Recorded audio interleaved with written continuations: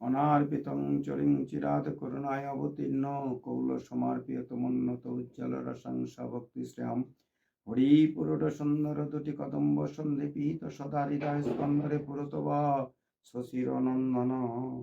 আমি সেই শশীর নন্দন দুলালকে জানাই শত সহস্র পরিবার সর্বাগ্যে প্রণাম জানাই, প্রণিপাত জানাই। যে শশীর নন্দন, যে শশী মাতা, তাকে গর্ভ ধারণ করে সেই মাতাকে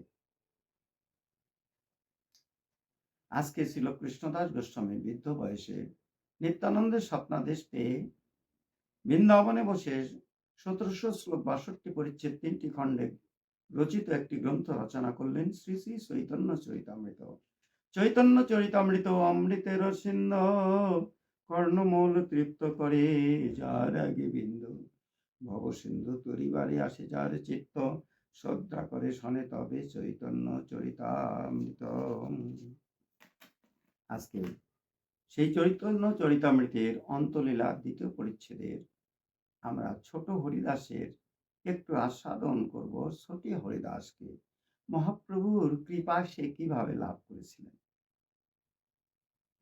মহাপ্রভু কৃপা লাভ করেছিলেন ছোট হরিদাস। প্রকৃতি হইয়া করে প্রকৃতির সঙ্গ, দিনে দিনে বাড়ে তার প্রেম তরঙ্গ। প্রকৃতি হইয়া করে প্রকৃতির সম্ভাষণ, প্রভু কহে তহে না হেরিব বদন। আজকে প্রভু কয়ে বৈরাগ্য করে প্রকৃতি সম্ভাষণ, দেখিতে না পাই তাহার বদন। তাহলে এখানে প্রকৃতিকে, এক প্রকৃতি হলেন স্বয়ং ভগবান। সেই পুরুষ প্রকৃতি হতে পারে, আর প্রকৃতি হলেন বৈষ্ণব, আর প্রকৃতি হলেন ভগবানের সৃষ্টি, সমস্ত কিছুই প্রকৃতি। তাই এখানে ভগবানের বৈচিত্র্যময় পৃথিবীর সমস্ত প্রকৃতি, এমনকি স্বয়ং ভগবানও নিজেও প্রকৃতি। কিন্তু ভগবান এই প্রকৃতিকে 3টি গুণের মধ্য দিয়ে সৃষ্টি করেছেন। তিনি গুণাতীত, আর আমরা সকলেই গুণের মধ্যে। সুতরাং ভগবান আর আমি এক নয়। তাই প্রকৃতি, আমিও প্রকৃতি। তাই ভগবান বলছেন প্রকৃতি হইয়া করে প্রকৃতির সঙ্গ। এই জগতে যারা নিষ্কিঞ্চন পরম বৈষ্ণব, যশ খ্যাতি পূজা পার্বণ না করে পেক্ষা নয়নের জলে কৃষ্ণ কৃষ্ণ বলে কাঁধে, নিষ্কিঞ্চন বৈষ্ণব প্রকৃতি। অর্থাৎ এই জগতে যারা চরম পরম বৈষ্ণব, তাদের আপন বলতে কিছু নেই। তাদের বিষয় ভগবান, আশ্রয় ভগবান, নিত্য কৃষ্ণ দাস তারা। অর্থাৎ একলা কৃষ্ণ প্রভু আর সব ভিত্ত বৈষ্ণবের কাছে। এই প্রকৃতি আর ভগবান প্রকৃতির মধ্যে যখন মেলবন্ধন স্থাপন হয়, তখন অপূর্ব স্বাদ আস্বাদন হয়। কিন্তু প্রকৃতি বৈষ্ণব হইয়া যদি করে প্রকৃতির সম্ভাষণ, যেমন প্রকৃতির কিছু গুণ আছে, প্রকৃতির কিছু গুণ আছে। বৈরাগ্য করে বিষয়ে আস্বাদন, দুর্বার ইন্দ্রিয় করে বিষয় গ্রহণ। যেমন দারুবীর প্রকৃতি হরে মহামনের মন। তাহলে দারুবীর প্রকৃতি মহামনির মন হরণ করেন। সুতরাং দারুকাষ্ঠ দিয়ে যদি পুত্তলিকা তৈরি করে কোনো মণি ঋষির সামনে রাখা যায়, তারও মন হরণ হয়ে যায়। সুতরাং এই প্রকৃতি সঙ্গে সঙ্গ থেকে বৈষ্ণব তার মুখটি ঘিরিয়ে নেয়। তাহলে বিষয় যার নেই সেই বৈষ্ণব। বৈষ্ণব হয়ে নিত্য দাস কৃষ্ণ। বৈষ্ণব কখনোই ইন্দ্রিয় সুখ এবং প্রকৃতির আকর্ষণ থেকে সদা সর্বক্ষণ মুক্ত। আজকে সেই প্রসঙ্গে আমরা আসছি।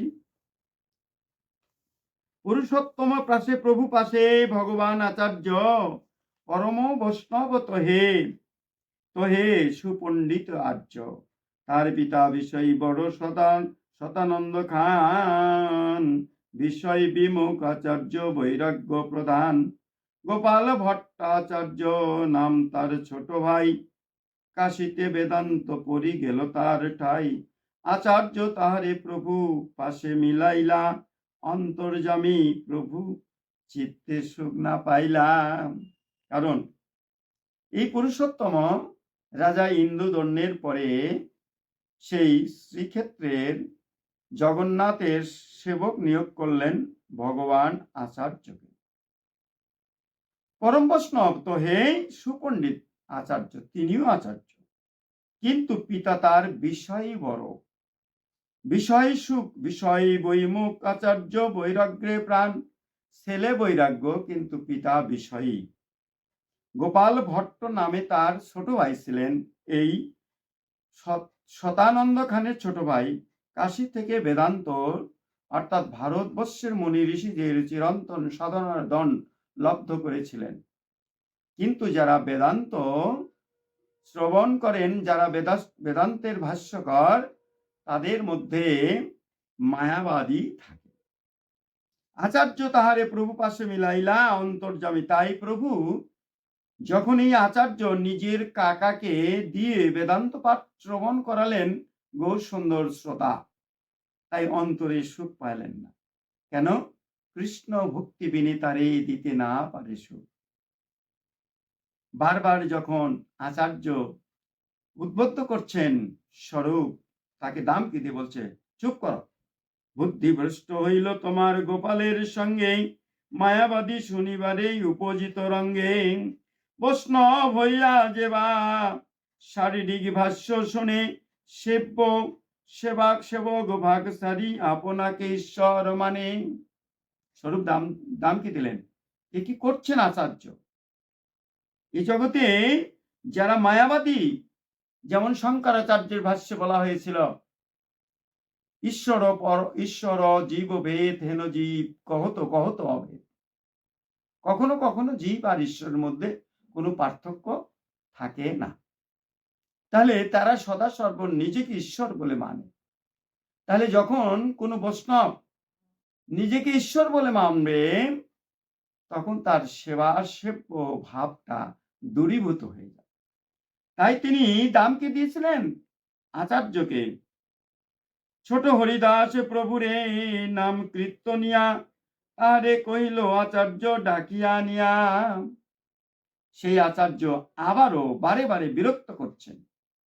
আবার প্রভুর সেবার জন্য সেই সিকিমাইতির বোনের কাছ থেকে, মাধবী দেবীর কাছ থেকে সেবার দ্রব্য আনতে বললেন। এতেও মহাপ্রভু বিষণ্ণ হলেন। বারবার আমি যাকে পছন্দ করি না, সে কেন বারবার এই সমস্ত কর্ম করছে? আর সে তো বৈষ্ণব। বৈষ্ণব হয়ে কখনো প্রকৃতির দিকে তাকাতে নেই।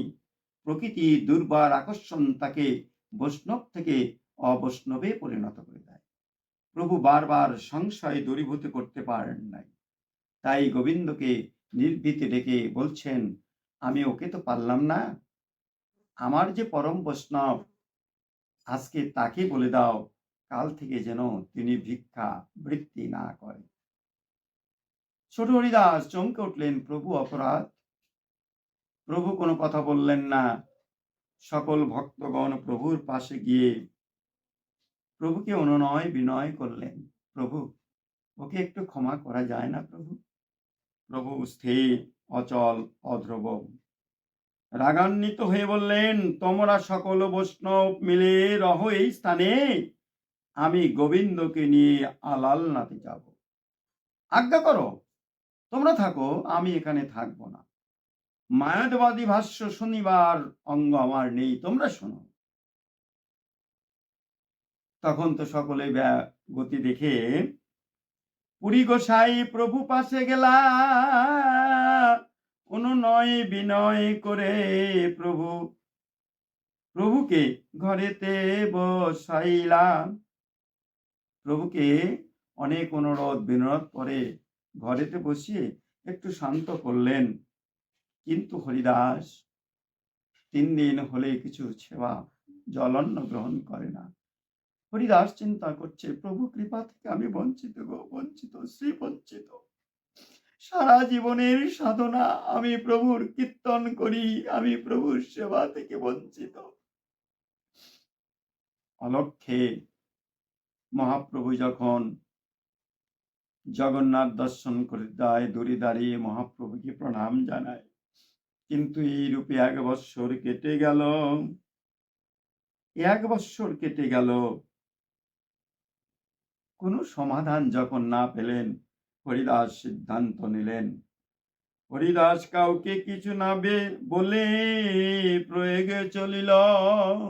অর্থাৎ হরিদ্বারে ত্রিবেণীর ঘাটে, যেখানে গঙ্গা যমুনা সরস্বতীর মিলন স্থান, সেখানে এত খরস্রোতা, জলের এত স্রোত, ওখানে মানুষ পড়লেই নিমিষেই তার দেহ থেকে প্রাণ পাখিটা চলে যাবে। তবু চললেন সেই গঙ্গা যমুনা সরস্বতী মিলন স্থানে।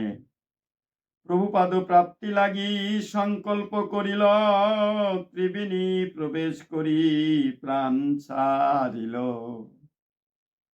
মহাপ্রভু অন্তর্যামী জানতে পারলেন আমার ভক্ত আমার কৃপা থেকে বঞ্চিত, তাই সে প্রাণ ছেড়ে দিল।